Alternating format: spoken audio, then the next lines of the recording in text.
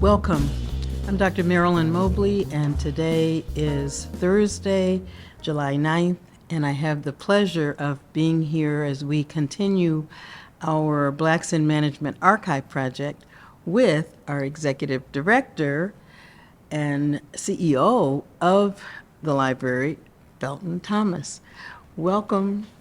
How do I say welcome? And this is your house, but I say welcome to this archive project. You were so gracious to say we could host it and have the archives for Blacks in Management here. So there's no way we could do this project without interviewing you, because you and I were introduced to Blacks in Management at the same point that we came to Cleveland. We were. So I want to say welcome anyhow. Welcome. Well, it's the people's house, so. The People's House, all right. Everybody's always welcome to take control of the people's house here in Cleveland Public Library. Thank you, thank you. To take control, okay, we'll do that too. Yeah. So my first question to you is the same that I ask everyone, and that is, how and when did you learn about Blacks in Management? I kind of gave a sneak preview, but I want your own answer. I got here in 2009, and one of the first things I was asked to go to was a Greater Cleveland Partnership meeting. And I hadn't been in Cleveland maybe a couple of weeks. So Okay. I've gone there. I do understand the city of Cleveland. I do understand the city of Cleveland is 50% black and 50% white and all of that. And I know who was at my library and all of that.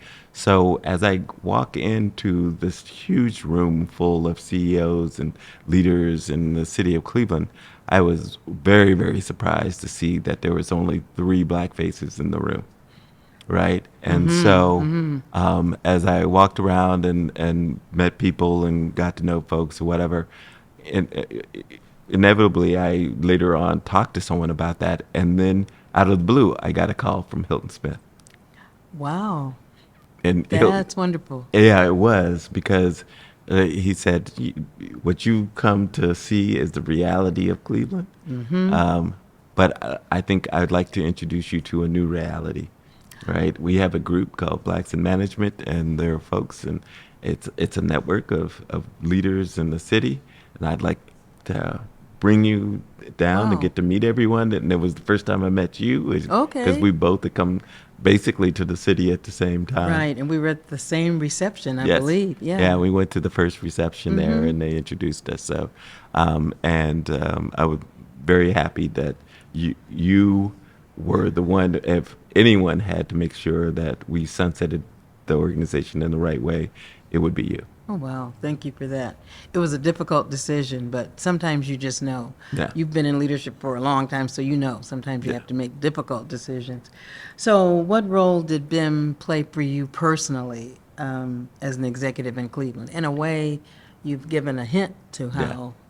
Is there another role? Well, I mean, I think there is one. I mean, here's an individual like me moving to a city that I don't know anyone in. Okay. My family's new. I have, it's me, my wife. I have an 11-year-old daughter and a 9-year-old daughter, and Okay. we're just trying to kind of find our way in the Sure. city and make sure that we're moving forward. And being brought into this network of folks, the first thing that it was around was, how are things going professionally, right? Right, that's good. You're the CEO of this Cleveland Public Library, where a lot of expectations are coming your way, and all of the things where, I got to meet a lot of the folks who are still my friends today. Right. Right. But secondary to that, it was beyond that, how are you doing personally, right?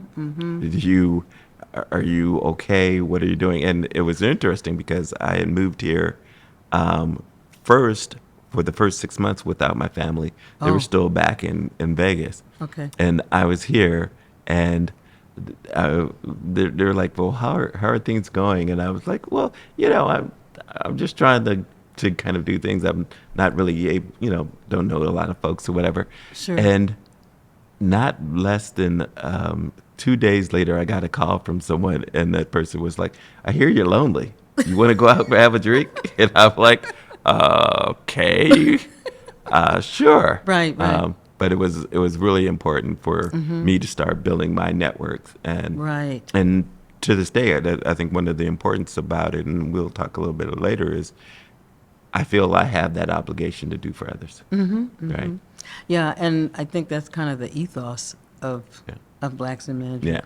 Yeah. What role did it play in the lives of other Black executives that you know of? I mean, so we've been here about the same Yeah. amount of time. Did you see it operating for other executives in a positive way, or? Yeah. If I needed anything from anyone, right? Right. If I need to know something about what's going on in case, I could call you. Right. Right. If I needed to know something about, if I needed some assistance with, what's the funding world in the philanthropy world look like, I could call Randall. Yeah. Right. Yeah. So, That's a very important point, and I don't know if it's come up enough, but I think one of the things that led to us making the major decision to sunset was, I learned this from talking to Stanley Miller, actually, that executives were coming to Cleveland with different needs. yes. They had already been in executive leadership somewhere, so when Blacks in Management started, at least this is my impression, there were more people who had not been in executive leadership before. So in many respects, you knew how to do your job.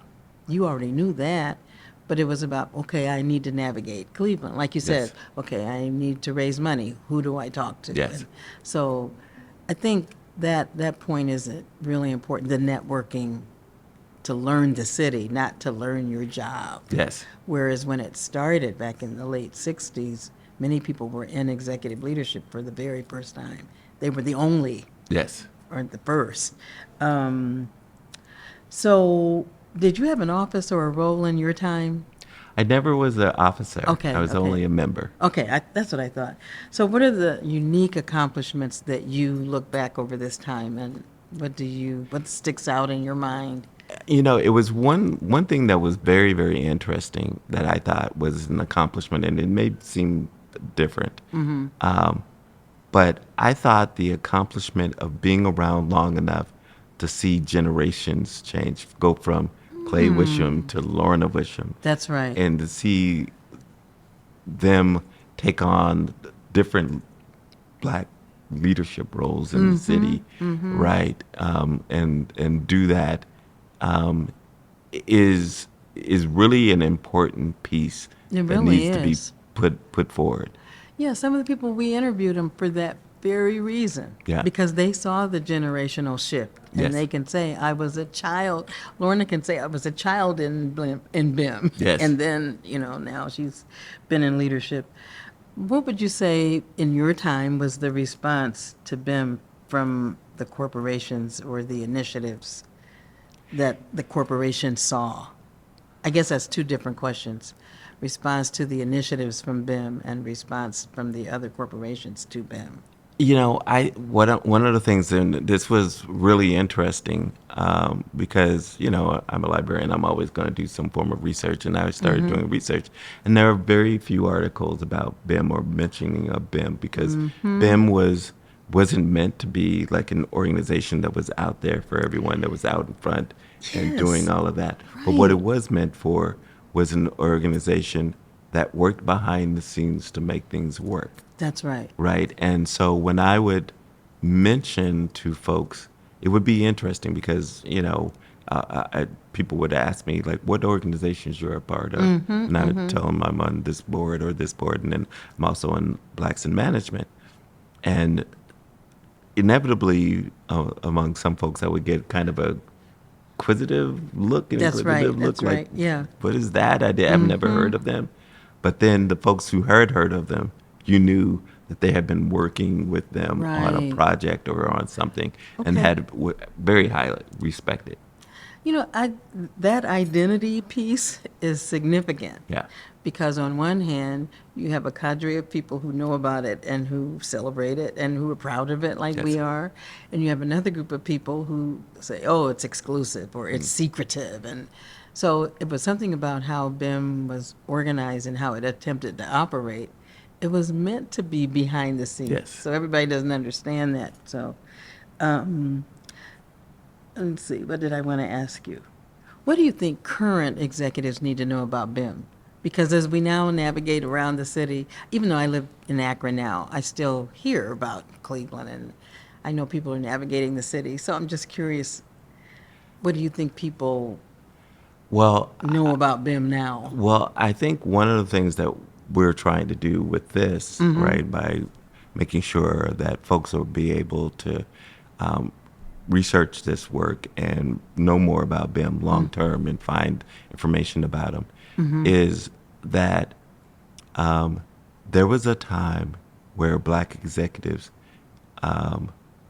needed to bond together to be able to be successful in this city, That's right. right? That's right. And now, when you look around and you see so many organizations being led by black leaders and being very, very successful, we want them to understand that, and as I understood when I came on, was that I was standing on their shoulders. That's right. The Bracy Lewises, the Yes. Stanley Millers, those folks worked in difficult times when That's right. folks weren't allowed really to be a leader in the city. And even as late as 2009, when I got here 20 years ago, there Right. just wasn't a lot of that leadership here. That's right. So a lot of that work has been done and allowed and broken down so that these folks could be in the spaces that they are now. Yeah, and I think that's one of the reasons we wanted this archive project. We can direct people to say, there are materials here. I got the gavel that they used to use for meetings. I never had a gavel. I told them they were late getting me that gavel. But I got the gavel from Lorna that her father had passed on to her, and there are brochures and things. So when we get the full archives, there will be ways for people to see the history Yeah. that you're talking about. What's your fondest memory of the organization? I think always the fondest memory is being at folks' homes, Ah, right? yes. And sharing a meal with everyone and just having really interesting conversations about things. Because there wasn't a whole lot of business discussed, right? It was much more about personal things. And many of the folks, when I came on, were older, so they had folks, they had gone through the process of having kids and their Right. kids growing up. And so me being younger and having young kids at that point in time was they would always give me lessons, right? Here's what you need to do. Here's what you need to do. Here's what you need to do. Yeah, yeah. And one of the best stories I was talking to someone about my kids not kind of following through on things and whatever, and they said, "Don't worry, you're writing checks." And the kids, while they may not seem like they're listening, they're taking that check and they put it in the drawer. And eventually, one day, they're going to go and grab all those checks and they're going to cash them. And I they're going to love move forward that. in their life. I love that. Yeah. My children are now 51 and 48, and I'm seeing this happen. I'm seeing these checks being, well, Mom, you always said. It's like, oh, That's you it. heard it? That's You heard it. If there were some aspect of BIM that you could change, what would it be? Or that you could have changed? I think Yes. there would have been an importance for them to being out more, right? I think I think there would have been just to be out in the community talking about what was being done and all of that, and maybe being more open about BIM would have been probably better. But Yeah. I mean, I don't really think of there's really anything other than that I could see Yeah. as being changed. I think they were trying in a way. I should say, Yeah. BIM was trying in a way with the welcome for new executives, because even after you and I came, it seemed to be even more pronounced when new executives would Yeah. come to try to welcome Yeah. it. But it would be this open moment to welcome the new executives and then go back, Yes. go Yeah. back into Yeah. being a little more secluded. So, okay. And some people even mentioned the intergenerational quality of it, that perhaps if there had been a way to bring in younger executives Yeah. beyond what was already happening. Yeah. Like you mentioned, there were the intergenerational dimensions already because founders brought their children in Yeah. when they became executives. So that did happen. But there were a couple key moments when perhaps based on new people coming into town and being part of our reception, when we could have moved them into leadership roles or something. I don't know. We don't need to do a coulda, shoulda, woulda list, Yeah. but every now and then when you're at a moment like this, you think about, well, maybe if we had done tweak this or that. Yeah. But anyway, I think if you have another memory or some other dimension that comes to mind, this is your moment to share that. Well, I saw something that was really interesting, which was that in the middle of my research, I found one national article on BIM, and they were mentioned in a New York Times article in 1982, Really? right? And it was there. It was a story about black executives and their struggles and their challenges, and at that point in time, Hilton was mentioned. He was quoted in this article, and then I looked at the tagline just to see it, and I noticed the author's name was B.B. Moore Campbell. Oh One of my her first articles goodness. for New York Times in 1982. This is worth the whole project. Felton, thank you. I don't remember when she died, but I remember my son bragging that he got to dance with her at something. Yeah. But that is wonderful. Yeah, it was. So that should be part of the archives. It really should. So And I'll the make sure we article go. itself, Yeah. the article itself, and then so that we can see, maybe Hilton's name highlighted. Yes. Especially since, he's about to be honored posthumously Yeah. soon. Oh, wow. Thank you for Oh, sharing that. wow. I can leave it to the librarian to do research. A lot of people research their home archives, Yeah. but you research the archives that are here. So that's wonderful. So I thank you for this time. I don't think this project would have been complete without your voice and your memories and and this- your research. That's true, but this project is not complete. It's not complete with your memories and your thoughts and your so- ideas. So we will have one more day. Okay. And I'll work with Michael, and we'll work with Catherine to find one more date to do this. Okay. Exactly. So Okay. we'll bring you back from Okay. Cuyahoga Falls to Cuyahoga come back Falls. and do this with us. Okay, thank you so much. I have a wonderful advisory team, and I'll mention them then, but the advisory team has been former officers and members of BIM Yeah. who've been working with me even before we sunset the organization, so they will be happy to hear that you made an executive decision about what else is happening. Thank you so much. All right. Thank you, Meryl.